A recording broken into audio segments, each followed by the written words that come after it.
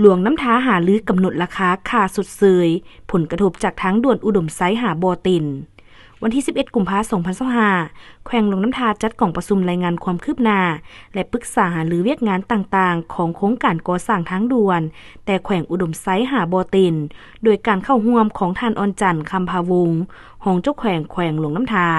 และภาคส่วนเกี่ยวข้องผู้ตั้งหน้าบริษัทผู้รับเหมาก่อสร้างรายงานว่าการจัดตั้งปฏิบัติเวียกงานของโครงการแบ่งเป็น4ระยะในการก่อสร้างความยาวของเส้นทาง76กว่ากิโลเมตรผ่านเมืองหลวงน้ำทา11กิโลเมตรกว่า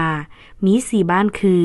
บ้านติ่นตกนาเตยบ่อเปียดและบ้านบ่อตินมีครอบครัวที่ถูกผลกระทบ89ครอบครัว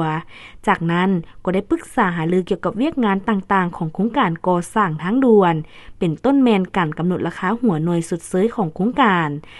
สั่งรวมผลกระทบที่อาจจะเกิดขึ้นต่อที่ดินและทรัพย์สินของประชาชนขึ้นแผนงบประมาณการกำหนดเวลาของการลงกวดกาตัวจริงภาคสนาม